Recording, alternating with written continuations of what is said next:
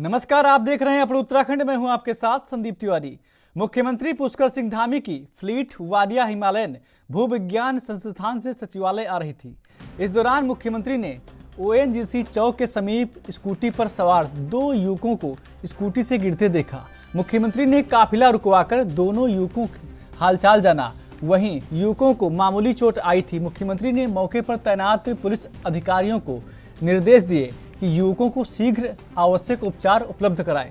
आपको बता दें कि मुख्यमंत्री ने सभी प्रदेशवासियों से अपील की है कि दो पहिया वाहनों में यात्रा करते समय हेलमेट का प्रयोग अवश्य करें।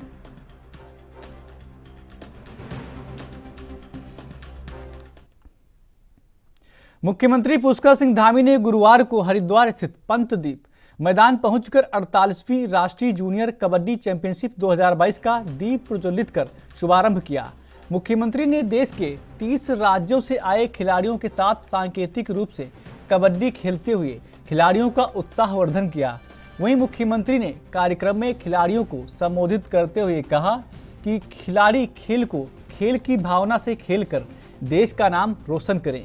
केंद्र और राज्य सरकार निरंतर खेल प्रेमियों के लिए, आपको बता दें, कंधे से कंधा मिलाकर खड़ी है। उन्होंने कहा कि जब भी वे खिलाड़ियों के बीच आते हैं तो उन्हें गौरव की अनुभूति होती है।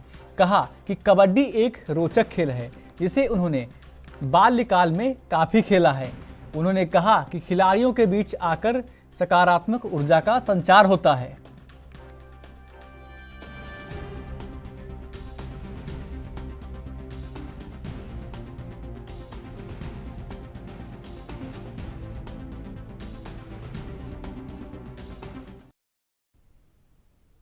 उत्तराखंड बीजेपी संगठन में नवनियुक्त प्रदेश प्रवक्ता हेमंत द्विवेदी, नवनियुक्त नैनीताल जिला अध्यक्ष प्रताप बिष्ट और नवनियुक्त प्रदेश सह मीडिया प्रभारी चंदन बिष्ट की प्रदेश की बीजेपी सरकार और संगठन के कार्यों को लेकर एनबी न्यूज से खास बातचीत हुई है।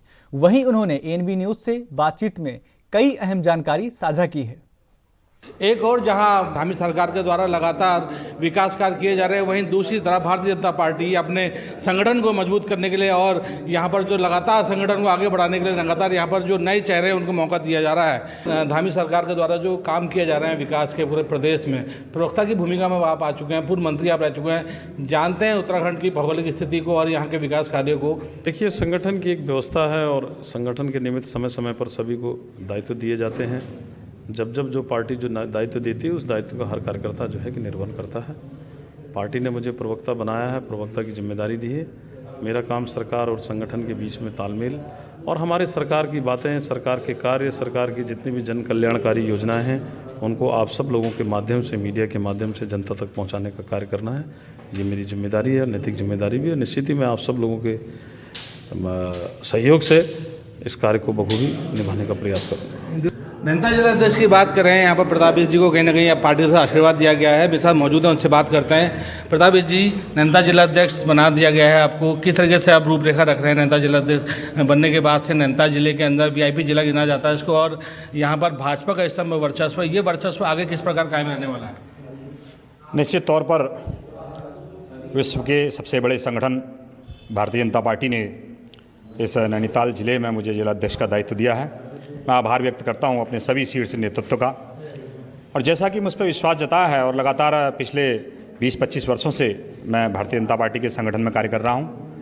निश्चित तौर पर प्रदेश के इस विश्वास पर मैं खरा उतरूंगा।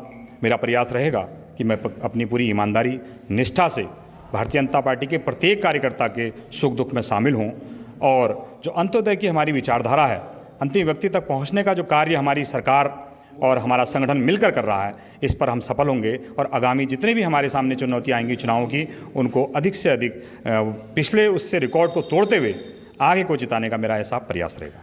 एक वरिष्ठ चेहरा और मेरे साथ मौजूद हैं, चंदन बिष्ट जी, वरिष्ठ चेहरा हैं भाजपा के, और अभी इनको प्रदेश सह मीडिया प्रभारी की जिम्मेदारी दी गई है। भारतीय जनता पार्टी ने मुझे एक नए दायित्व से, नई जिम्मेदारी से मुझे सौंपी है, और सब इस जिम्मेदारी का निर्वहन मैं आप लोगों के सहयोग से पार्टी के जो भी कार्यक्रम या जो भी कार्य होंगे उनको जनता के माध्यम से आपके द्वारा पहुंचाने के प्रयास में करूंगा और आपसे बेहतर रिश्ते, पार्टी के बेहतर रिश्ते आपसे बने रहे, इसके लिए मैं हमेशा प्रयासरत रहूंगा।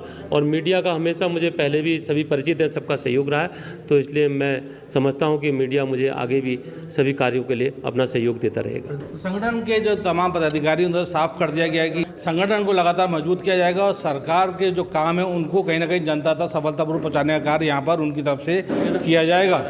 Amit Chaudhary, ANB news, Haldwani.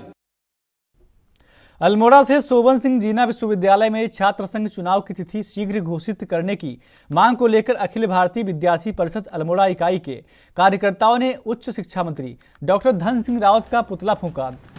इस पर प्रदेश मंत्री, आपको बता दें कि काजल थापा ने बताया कि विगत 2 वर्षों से जहां छात्र संघ चुनाव बंद थे, वहीं केंद्रीय गढ़वाल विश्वविद्यालय में जहां चुनाव का आगाज हो गया है, वहीं विद्यार्थी परिषद यह मांग करती है कि प्रदेश के सभी विश्वविद्यालयों से संबंधित महाविद्यालयों में छात्र संघ चुनाव की तिथि शीघ्र घोषित की जाए।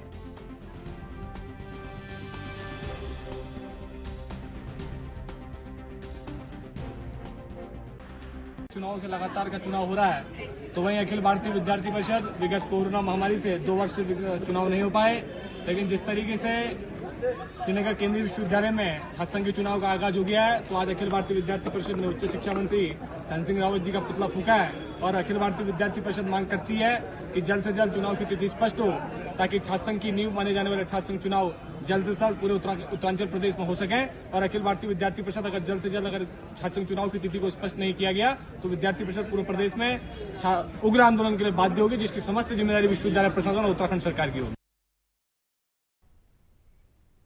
बढ़ते हैं अगली खबर की ओर। उत्तराखंड के हल्द्वानी में हाईकोर्ट की शिफ्टिंग के कैबिनेट से सैद्धांतिक सहमति मिलने के बाद अब इसका विरोध भी शुरू हो गया है। दरअसल AUKD के हाईकोर्ट को हल्द्वानी में शिफ्ट किए जाने को पहाड़ विरोधी फैसला बताया है। क्रांति दल के केंद्रीय अध्यक्ष काशी सिंह एरी ने कहा कि नैनीताल से हाईकोर्ट शिफ्ट किया जाना पहाड़ विरोधी मानसिकता का प्रतीक है। एरी ने कहा कि नैनीताल से हाईकोर्ट शिफ्ट करने वाली मानसिकता वही है जो राजधानी को गैरसैंण शिफ्ट किए जाने का विरोध करती है।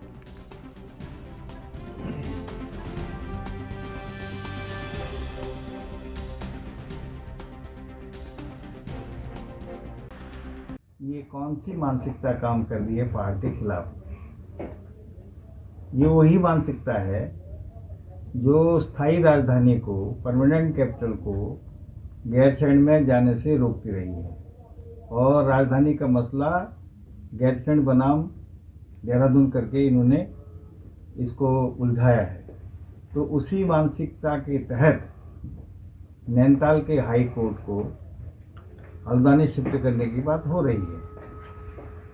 मुझे नहीं लगता है कि नैनीताल में ये हाई कोर्ट होने से कितना बड़ा नुकसान किसको हो रहा था, मुझे इसका आकलन नहीं है। लेकिन मेरा मानना ये है कि ठीक है, नैनीताल में आपको हाई कोर्ट के संचालन में दुविधा हो रही है, असुविधा हो रही है या किसी वर्ग विशेष को असुविधा हो रही है, तो सीधी सी बात हमारी ये है उत्तराखंड क्रांति दल की कि आप गैरसैंण को स्थायी राजधानी घोषित कीजिए और वहीं पर इस हाई कोर्ट को। उत्तराखंड के अल्मोड़ा में महिला आयोग की उपाध्यक्ष ज्योति शाह ने अल्मोड़ा जेल का निरीक्षण किया। जेल निरीक्षण के दौरान उपाध्यक्ष ने कैदियों की बैरकों का निरीक्षण किया और कैदियों से उनकी समस्या पूछी। अल्मोड़ा जेल में कैदियों की सबसे बड़ी समस्या रहने की है। 110 कैदियों की क्षमता वाले जिला कारागार में अभी 355 कैदियों को रखा गया है। वहीं ज्योति शाह ने कैदियों के खाली समय पर रोजगार से जोड़ने की बात कही। महिला कैदियों को सिलाई बुनाई और पुरुष कैदियों के लिए भी काम की बात की गई।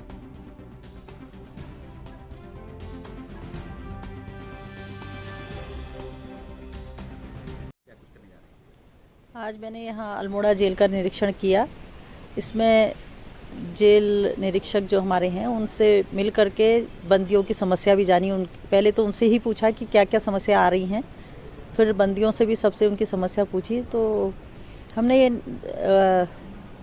कोशिश कर रहे हैं हम लोग कि जो यहाँ पे करीब 340 या 350 कैदी जो यहाँ पे भर्ती हैं, तो उनकी जो मैन पावर है उसका सदुपयोग कैसे किया जा सकता है।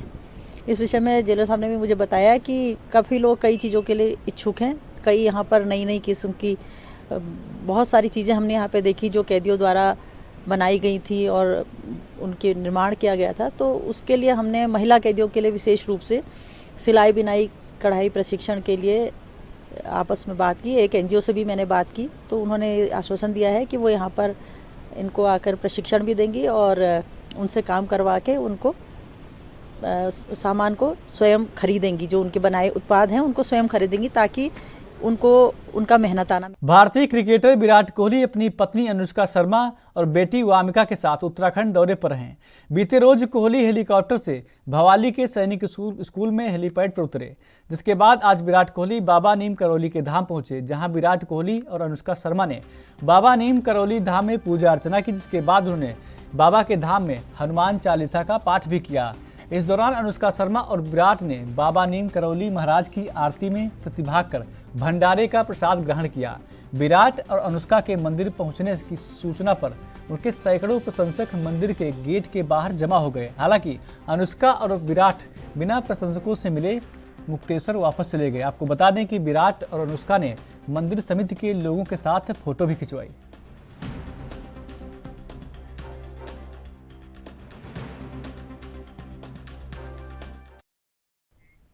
वहीं उत्तराखंड के जिले उधम सिंह नगर के सितारगंज में NH 74 पर नया गांव भट्टा के पास स्कूल बस और ट्रक में जबरदस्त भिड़ंत हो गई। आपको बता दें कि इसमें लगभग 22 छात्राओं को गंभीर चोटें आई थी। वहीं एक शिक्षिका और एक छात्रा की मौत भी हो गई थी, जिसका संज्ञान लेकर प्रशासन अब हरकत में आ गया है। इस मामले में जनपद उधम सिंह नगर के जिलाधिकारी युगल किशोर पंत ने भी यातायात नियमों को तोड़ने वालों के खिलाफ सख्त कार्रवाई के आदेश दे दिए हैं। इसी क्रम में सितारगंज में ARTO ने चेकिंग के दौरान 3 स्कूल बस, 2 टेम्पो, 2 प्राइवेट वाहनों को जो क्षमता से अधिक छात्रों और सवारियों को ले जा रहे थे, उनको पकड़कर सीज कर दिया गया।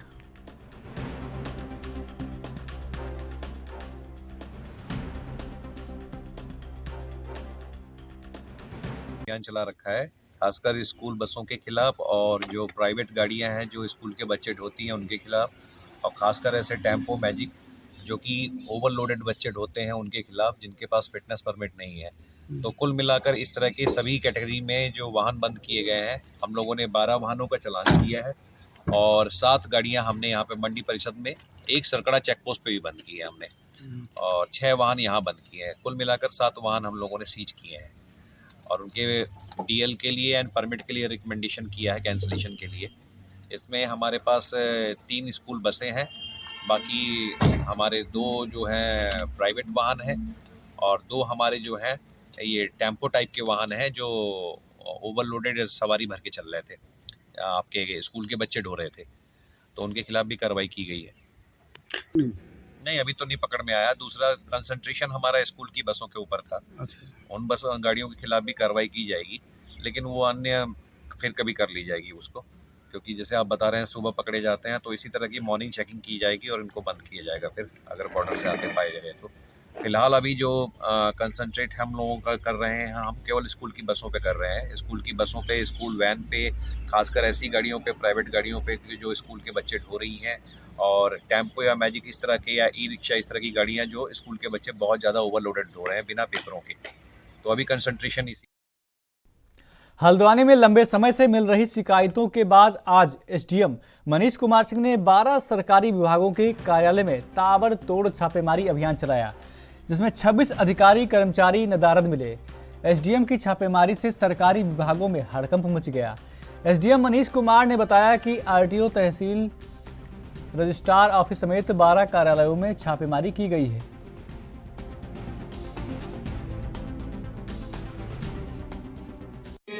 कई समय से शिकायत मिल रही थी कि जो विभिन्न विभाग हैं उनके अधिकारी समय से कार्यालय नहीं आ रहे हैं, और इस संबंध में माननीय मुख्यमंत्री जी के भी स्पष्ट निर्देश हैं कि अधिकारी एक तो समय पर आएँ और दूसरा जो 10 से 5 की कार्य संस्कृति है उससे आगे जा कर के कार्य करें। इसी निर्देश के अनुपालन में आज मेरे द्वारा छापेमारी की कार्रवाई की गई थी। कुल 12 विभागों की जांच की गई, जिसमें 26 लोग अनुपस्थित पाए गए हैं, और इन अनुपस्थित कार्मिकों के लिए कार्रवाई के लिए जिलाधिकारी महोदय को पत्र प्रेषित। कोटद्वार में नहीं थम रहा भूमाफियाओं का आतंक अब लगातार और भी बढ़ता जा रहा है। आपको बता दें कि लगातार उत्तराखंड से खबरें सामने आती रहती हैं, जहां पर मामला कोटद्वार का है, जहां पर जमीनों के मामले जहां पूर्व में एक व्यक्ति द्वारा, आपको बता दें कि गोवाई स्रोत में कब्रिस्तान की जमीन में अपना होटल का निर्माण कर रहा है। वहीं दूसरी ओर एक होटल मालिक ने तो नदी की जमीन पर ही कब्जा कर लिया। इस संबंध में नवनियुक्त जिलाधिकारी आशीष चौहान का कहना है कि अगर ऐसा कोई कार्य किसी व्यक्ति द्वारा किया जा रहा है तो उस पर तुरंत कार्रवाई की जाएगी।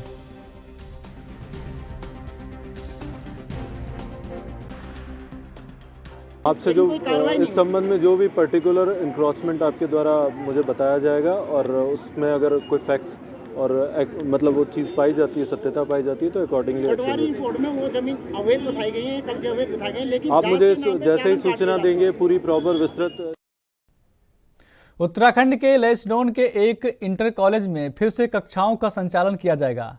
लैंसडाउन विधायक दिलीप रावत समेत क्षेत्र की जनता ने 3 साल से बंद पड़े स्कूल के कमरों के ताले तोड़कर आज से स्कूल को बच्चों के लिए वापस खोल दिया है। दरअसल त्रिवेंद्र सरकार के दौरान इंटर कॉलेज को आवासीय विद्यालय के रूप में विकसित करने की योजना बनाई गई थी, लेकिन 3 साल बीत जाने के बावजूद स्कूल का निर्माण पूरा नहीं हो सका। ऐसे में आवासीय स्कूल का सपना अधर में लटका हुआ है। ऐसे में गुस्साए ग्रामीण पिछले 40 दिनों से धरने पर बैठे थे, जिसके बाद आज विधायक ने शिक्षा विभाग के अधिकारियों को वापस स्कूल संचालन करने के निर्देश दिए।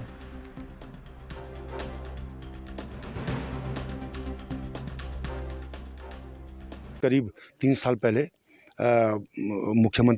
पूर्व मुख्यमंत्री ने इस कॉलेज को सौंदर्यीकरण और मरम्मत के लिए हंस फाउंडेशन के साथ टाई अप करके और 3 महीने के अंदर करने की वो की थी, प्रॉमिस किया था। लेकिन तब से 3 साल हो गए थे। विगत 3 सालों से कुछ इसमें के अंतर की प्रोग्रेस नहीं हुई। 1.5 साल से तो बिल्कुल काम ठप था। यहाँ अनियमितता काफ़ी थी। आप लोगों ने भी देखा कॉलेज वगैरह में किस ढंग से के अंदर वो पुराने फर्नीचर को रंदा मार करके इन लोगों ने लगाया है खिड़की में, दरवाजे में। इसका पैसे अनियमितता काफ़ी हो गई थी। फिर बच्चों के साथ सबसे बड़ी दिक्कत ये थी कि जिस जगह सुभाष हॉस्टल में चला था वो कमरे थे छोटे, 10 बाई 12 के कमरे हैं। उसमें 4 स्टूडेंट भी ढंग से बैठ कर नहीं पढ़ते। हाँ, निश्चित रूप से हंस फाउंडेशन ने कुछ पैसा दिया था, लेकिन उसका मिसयूज हुआ है और मैं समझता हूँ कि घोला। हाँ, निश्चित रूप से हंस फाउंडेशन ने कुछ पैसा दिया था, लेकिन उसका मिसयूज हुआ है और मैं। जनपद हरिद्वार में गन्ना पेराई सत्र शुरू हो चुका है। किसान शुगर फैक्ट्रियों में अपना गन्ना डालने के लिए कतारों में खड़े हुए हैं, लेकिन सरकार ने अभी तक किसानों के गन्ने के भाव का आपको बता दें गन्ने के भाव पर कोई भी चर्चा नहीं की है, जिससे भारतीय किसान यूनियन ने इस पर कड़ा विरोध जताया है और प्रदेश सरकार पर किसानों का शोषण किए जाने का आरोप भी लगाया है।